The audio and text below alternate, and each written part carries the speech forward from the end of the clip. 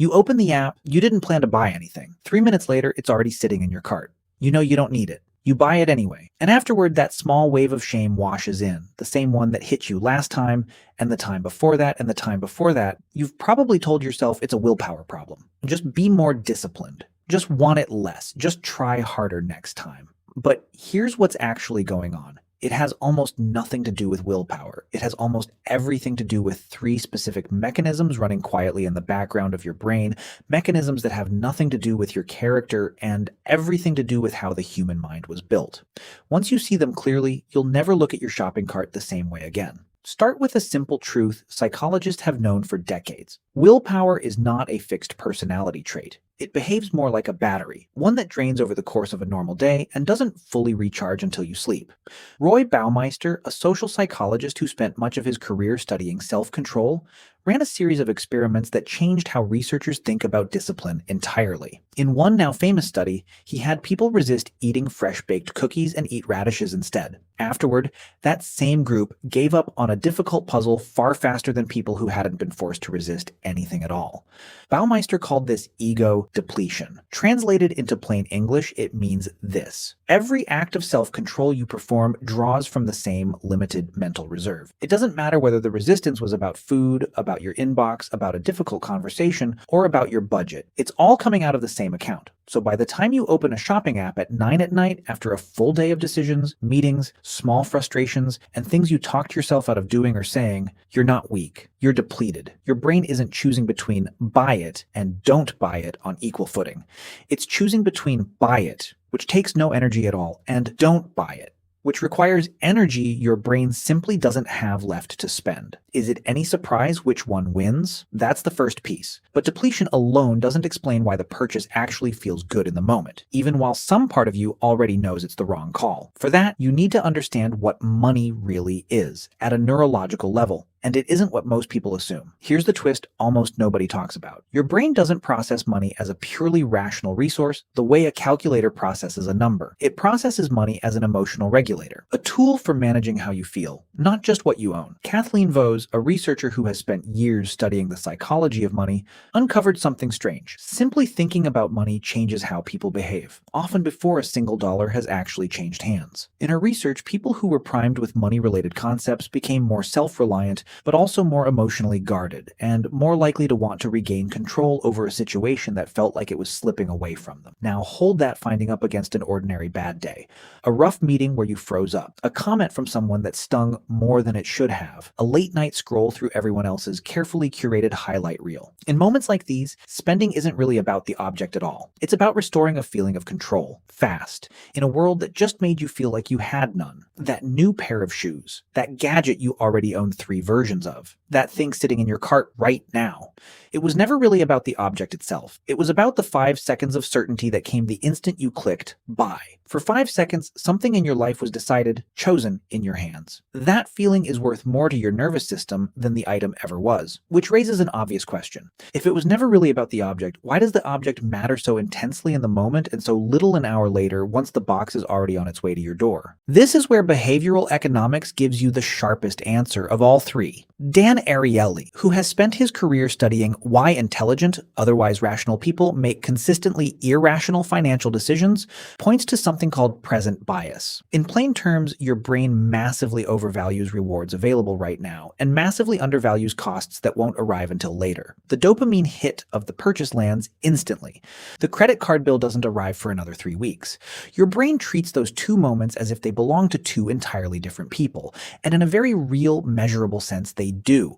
The version of you clicking buy tonight is simply not the same version of you who has to open that statement next month. Ariely's work reveals something else worth sitting with, something that has nothing to do with your discipline and everything to do with how prices are designed. People don't actually know what things are worth in any absolute sense. Instead, we anchor our sense of value on whatever number happens to be placed directly in front of us. A jacket marked down from $200 to $80 feels like an incredible bargain, even if $80 was always a completely fair price, and the $200 was invented purely to manufacture that feeling of relief. Retailers understand this better than most shoppers ever will. That crossed out price isn't an accident. It's a design choice, engineered specifically to exploit the exact bias that makes right now feel more real, more urgent than later ever will. So now you have three forces stacking directly on top of each other, working together in the same 30 seconds. A depleted brain that has already spent its resistance for the day on a dozen smaller decisions. A nervous system reaching for spending as the fastest available emotional release valve. And a pricing environment engineered deliberately to exploit the exact bias that makes right now feel more urgent and more real than 3 weeks from now ever could. Put those three together and the mystery disappears completely. You were never lacking discipline in some deep, personal way. You were reacting exactly the way any normal human brain reacts under those specific conditions at that specific hour, in that specific emotional state. And once you know to look for it, you start noticing how much of the modern world is quietly built around these exact three weaknesses. The checkout flow that lets you buy with a single tap, no confirmation screen, no pause. The notification that arrives at 8 at night, right when your willpower reserves are already running lowest. The countdown timer on the sale banner, manufacturing urgency out of nothing, because urgency is exactly what makes present bias take over completely. None of this is random. Every one of those design choices was tested, measured, and kept in place because it worked. You weren't competing against your own character. You were competing against teams of people whose entire job is understanding these three mechanisms better than you understand yourself. That's worth sitting with for a moment. This was never a fair fight to begin with, which makes the quiet shame you've been carrying around it not just unnecessary, but almost beside the point. Here's the part that should actually feel like relief instead of another failure to fix. If the real problem was never your character, then the real solution was never about becoming a stronger person through sheer force of will. The actual solution is about changing the conditions before that moment ever has the chance to arrive. Think about what that means in practical terms. If ego depletion peaks toward the end of the day, that's precisely when your guard is lowest, and precisely when you should expect temptation to feel strongest, not a sign that something is uniquely wrong with you that night. If money functions as an emotional regulator, then the real question worth asking before you even open your cart isn't, do I need this? It's, what am I actually trying to feel right now, and is there a cheaper way to feel it? And if present bias is what makes right now feel more real than 3 weeks from now, then the fix isn't more discipline. It's making that future cost feel real today, instead of abstract, distant, and easy to ignore. None of this requires new willpower. Willpower was never really the resource in short supply. What you actually need is new friction, placed at exactly the right point in the process. So here's the one specific action to take, and you can do it before this video even ends. The next time you feel that familiar pull to open a shopping app, don't waste energy fighting the urge directly. Instead, go remove your saved card information from that app right now, today. Not your whole account, just the saved card. That's it. That single change moves the buy button from an instant, frictionless tap to a moment that requires you to stop, find your physical card, and type in 16 digits by hand. It sounds small, almost too small to matter, but you've just inserted a gap between the impulse and the action, and that gap is exactly where your slower, more rational brain finally gets a chance to catch up with the faster, more emotional one that's been making these decisions for you.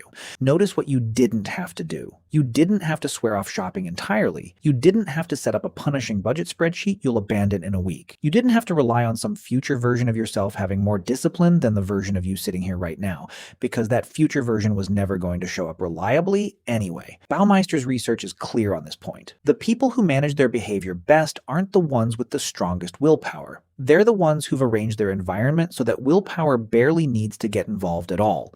You can take this one step further if you want to. Turn off purchase notifications from the apps that tempt you most. Log out of one-click checkout on your phone specifically, the device you reach for at 9 at night, and leave it active only on a laptop you're less likely to open in bed. Each of these is the same move wearing a different outfit. You're not trying to out-willpower the system. You're quietly removing yourself from the exact conditions the system was built to exploit.